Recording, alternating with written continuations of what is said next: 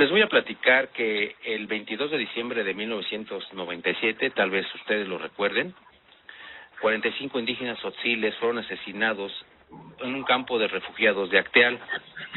Según la versión oficial, este enfrentamiento tuvo lugar entre dos comunidades indígenas por una disputa agraria para quedarse con un banco de arena en el municipio de Majomut.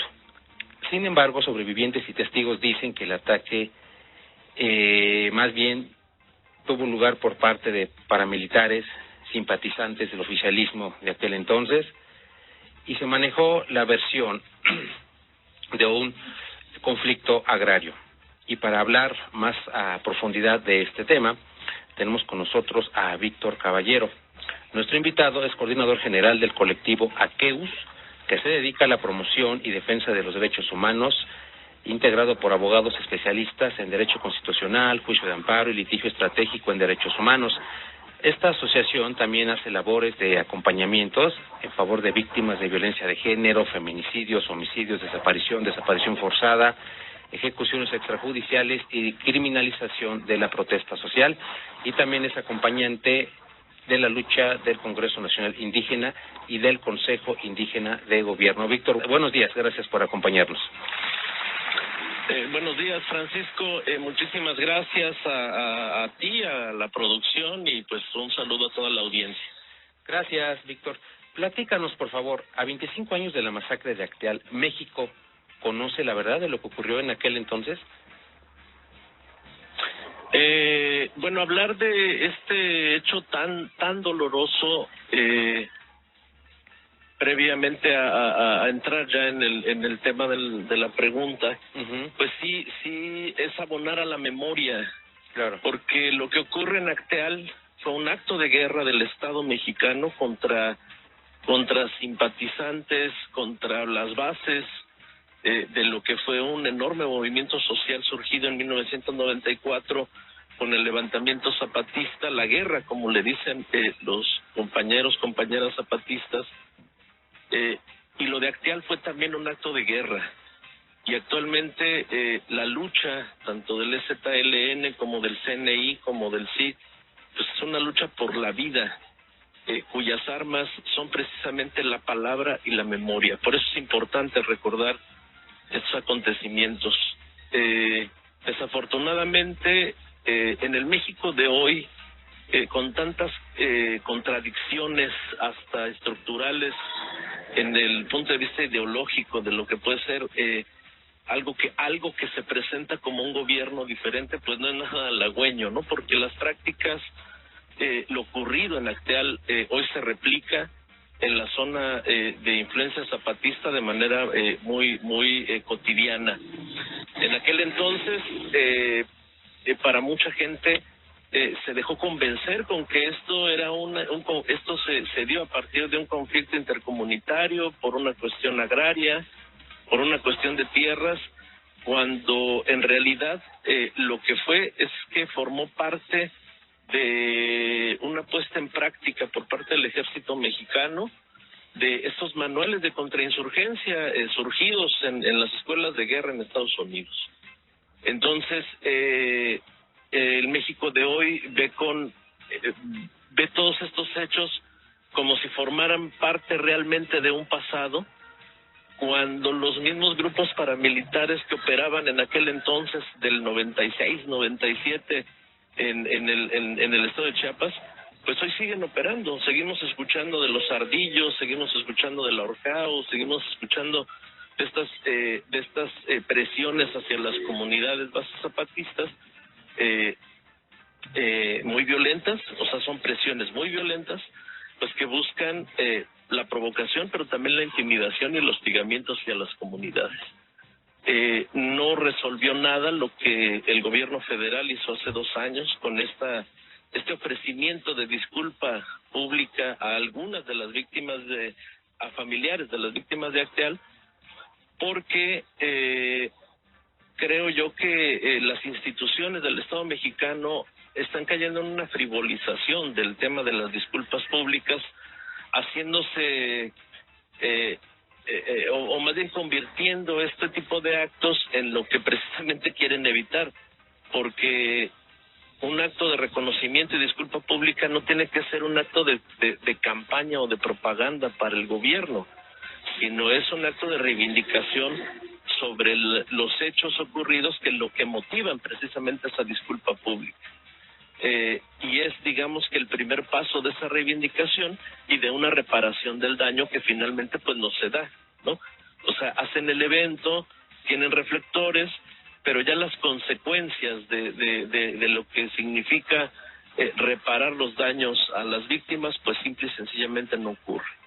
Entonces, esas son las circunstancias, lamentablemente, que hoy se viven con respecto a hechos que pueden parecer mucho, 25 años, pero para quienes convivimos de cerca con las comunidades, pues vemos que todo sigue igual, y en algunos casos peor, porque ahora tienen además el embate de megaproyectos de muerte que implican el despojo y el saqueo de sus territorios y sus recursos.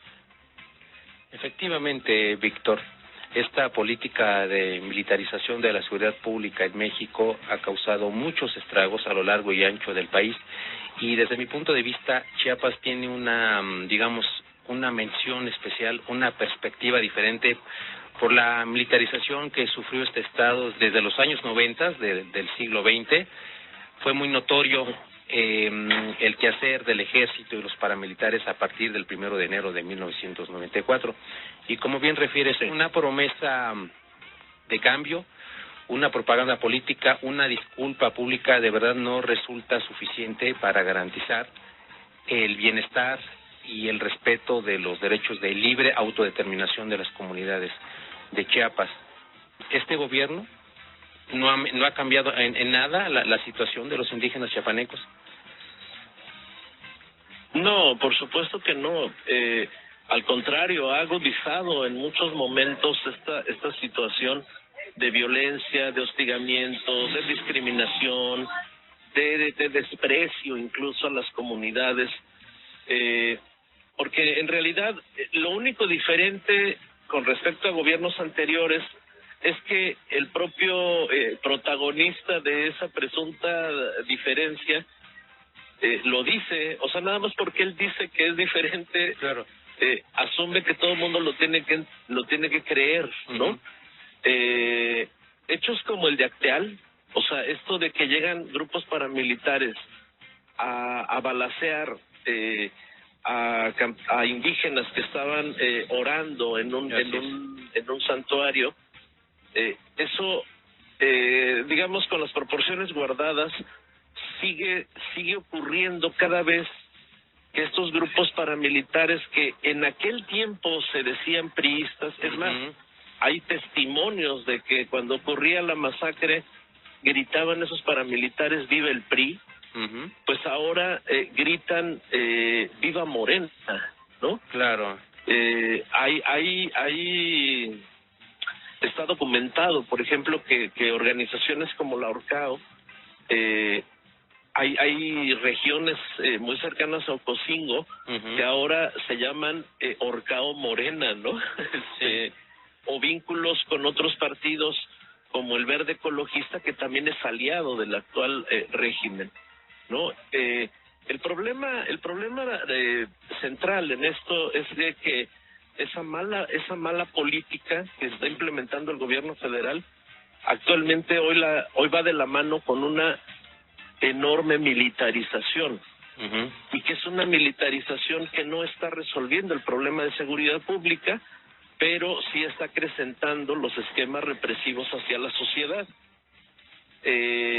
Lo que ocurría en 1996-97 en el estado de Chiapas, bajo esta instrucción del entonces presidente Ernesto Zedillo de asediar a las bases zapatistas para que disgregaran o diluyeran las zonas de influencia del EZLN en la región, pues hoy sigue ocurriendo, ¿no?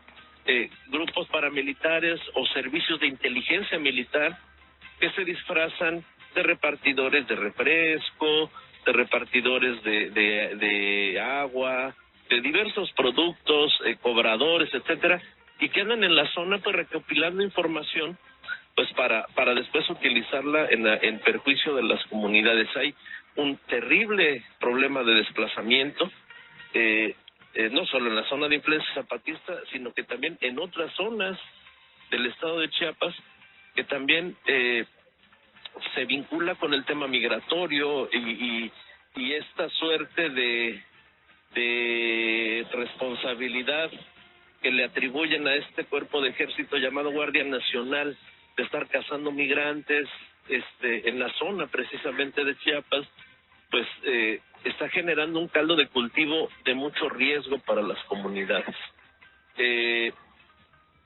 Sabemos, se ha documentado también que una de las grandes presiones que las Fuerzas Armadas mexicanas le hacían a los políticos después del levantamiento zapatista, perdón, sí, es de creer este sentido de que solamente hay un ejército en México y es el ejército mexicano, y que así haya reprimido históricamente desde antes de la revolución y después de la revolución mexicana, pues se debe de respetar porque son las instituciones que nos sostienen casi, ¿no? Y entonces eso se suma a una protección de los políticos mexicanos hacia las Fuerzas Armadas, en las que les crean un manto de impunidad prácticamente para todo, y que además no es tampoco algo como, vamos, en algunas partes sí debe ser muy elaborado el esquema de impunidad, pero en otras ni siquiera lo estructuran bien. Con el simple hecho de que el titular del Ejecutivo se pone a decir que el ejército es pueblo uniformado, ya por eso tenemos que confiar en las Fuerzas Armadas, bueno, pues se queda demasiado corto, ¿no?, considerando la historia. Pero bueno, pues es que es parte del show que tiene montado el régimen actualmente, ¿no? Desgraciadamente, si eso no tuviera efectos tan graves sobre las comunidades, sobre movimientos sociales, sobre movimientos feministas, pues obviamente pues no dejaría de ser un mal chiste. El problema es que no ocurre así. El problema es de que está generando una presión hacia ciertos sectores de los movimientos sociales que los dejan en un estado de vulnerabilidad terrible, ¿no? Lo vimos hace poco con estas filtraciones de que se han llamado los Guacamaya Leaks, sí, como instrumentos y documentos del ejército siguen documentando que quienes simpatizamos con el EZLN en la Ciudad de México somos personas de atención, defensores de derechos humanos, defensoras de víctimas, familiares de víctimas de la violencia, pues siguen siendo personajes de interés para el gobierno porque reclaman pues lo que les corresponde en justicia, ¿no? Claro. En lugar de estar atendiendo estrictamente el tema de seguridad pública, ¿no? Claro. Fíjate que lo hemos tratado en este programa, este gobierno que se dice de izquierda y que debería favorecer a este grupo de personas, entre comillas, opositores, va tras ellos, los persigue, los vigila, y bien lo has delimitado. Hablamos de grupos indígenas, de grupos feministas, de padres y madres buscadoras, de activistas sociales que siguen siendo un foco rojo para el oficialismo, es decir, tenemos que vigilar qué hacen, cómo lo hacen para evitar alguna insurgencia.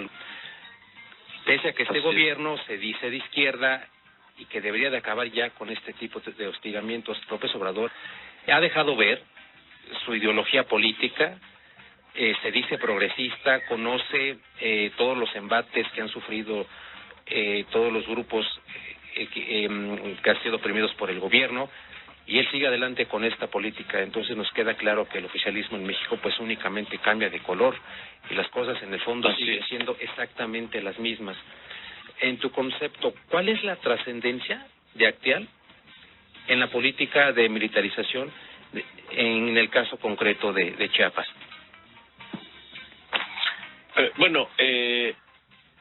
También Acteal para las Fuerzas Armadas fue un experimento, ¿no? Okay. De cómo utilizar grupos con cierto cáliz político, de movilización social, vínculos partidistas, etcétera, de cómo convertir ese tipo de grupos en paramilitares para que les sirvan a los intereses del régimen, ¿no? Okay. Entonces, a eso me refería hace un momento cuando decía que estos ataques que siguen ocurriendo en Ocosingo, en Chenaló, no vamos más lejos. Hace apenas unos meses, digamos que con ciertas proporciones guardadas, pero sí que también generan muchas suspicacias, grupos vinculados supuestamente al crimen organizado, prácticamente tomaron una parte de San Cristóbal, ¿no? Okay. Entonces, ese tipo de situaciones hay que analizarlas muy bien, del cómo y por qué ocurren ese tipo de cosas en ciertas regiones que son del interés del ejército, del crimen organizado y del gobierno, porque juntando esos tres elementos, si lo analizamos bien, pues lo que genera es una violencia muy fuerte, pero precisamente centrada en grupos disidentes, porque casualmente los grupos del crimen organizado u otro tipo de fuentes de poder, como pueden ser partidos políticos o candidatos o incluso mandos militares, pues no les pasa nada, ¿no? En términos generales. Claro, hay hechos en los que pues vamos, sí se revelan situaciones donde el régimen no tiene ningún tipo de control. Por ejemplo, esto que ha ocurrido recientemente en Jalisco con un mando militar que fue privado de la libertad y que días después detienen a un líder de esta organización criminal, y varios medios de comunicación apuntan a que esa detención obedeció precisamente a ese secuestro de este mando. Pues entonces nos preguntamos como sociedad, que sí saben dónde están, sí los pueden detener, y vamos, la pregunta es ¿por qué no se hace, no? Sí. Pero casualmente en otros ámbitos, donde ya lo mencionaba, donde hay, por ejemplo, megaproyectos, la presencia del Estado es muy fuerte y presiona a los grupos sociales que están precisamente en contra de esos megaproyectos, ¿no? Algo nos debe de decir que están dejando en la administración del ejército el aeropuerto Felipe Ángeles, tramos del Tren Maya, que le escrituren a la Marina el corredor interoceánico. Pues vamos, algo nos tiene que decir que no está bien esta situación, entregándole tanto poder a los militares, ya no solo como poder, como un poder fáctico en el país, sino ya un poder institucionalizado, ¿no? A través de estas concesiones que le han dado a los militares, ¿no? En los 90, organismos internacionales dieron cuenta de todos los indígenas que fueron desplazados por la intervención del ejército y los paramilitares. De hecho, los indígenas tzotziles asesinados en Acteal estaban en un campo de refugiados porque fueron obligados a salir de sus comunidades. Al día de hoy quiero preguntarte de manera muy concreta, ¿cuál es el papel de las autoridades civiles para resolver el problema de los desplazados y más concretamente cuál es el papel del Ejército Zapatista para, digamos, resolver este problema de los desplazados? Bueno, las autoridades, pues obviamente como en muchos aspectos de la violencia, pues lo único que le brinda a la sociedad, la autoridad civil, ante ese tipo de problemáticas, es una de dos cosas: o es demagogia a partir de presuntas políticas públicas para evitarlo. Vamos, te pongo un ejemplo y es de verdad repito, si no fueran temas tan serios, serían así como que malos chistes, ¿no? En el estado de Sinaloa, por ejemplo, donde hay una enorme cantidad de desplazamiento urbano, rural, de familias enteras que abandonan pueblos enteros, poblaciones enteras. Hay muchísimos desaparecidos, levantones a diario, etcétera. Hay una ley de desplazamiento forzado interno, así se le llama, ¿no? Que se supone que es un ordenamiento que apoya a las familias o personas que se ven forzadas a desplazarse dentro del estado de un lugar a otro. Pero vamos, es una letra muerta esa ley, evidentemente en una entidad como Sinaloa, ¿no? Claro. Entonces, lo mismo ocurre con otros aspectos, ¿no? En el tema de las comunidades y pueblos originarios, a pesar de que hay ya no solo disposiciones constitucionales, sino además disposiciones convencionales que obligan al Estado mexicano a respetar los territorios y los recursos de las comunidades, pues le siguen imponiendo estos megaproyectos a partir de consultas a modo, a partir de la cooptación de grandes grupos sociales como son estos antiguos grupos paramilitares que hoy resurgen en varias entidades del país, como en Chiapas, en Oaxaca, en Tabasco, en Veracruz, y que vamos, forman parte de un esquema de control más que de un esquema de atención gubernamental, ¿no? Claro. Entonces, esa sería una de los puntos de vista que pudiéramos brindar respecto a lo que las autoridades civiles hacen con problemáticas tan delicadas. Claro, Víctor. Un tema muy, muy interesante. A 25 años de la tragedia siempre será bueno recordar este tipo de hechos. Como lo dices, ustedes como grupo siempre, digamos, dan a entender sus demandas, su protesta con la palabra y con la memoria. No hay mejor arma que estos dos elementos, estoy de acuerdo contigo. Y ya en otra ocasión platicaremos más adelante de temas relacionados con movimientos indígenas, si tú no lo permites. Claro que sí, pues muchísimas gracias. Gracias a ti, Víctor, por tu tiempo y por tu disposición para este espacio. Muchísimas gracias a ustedes.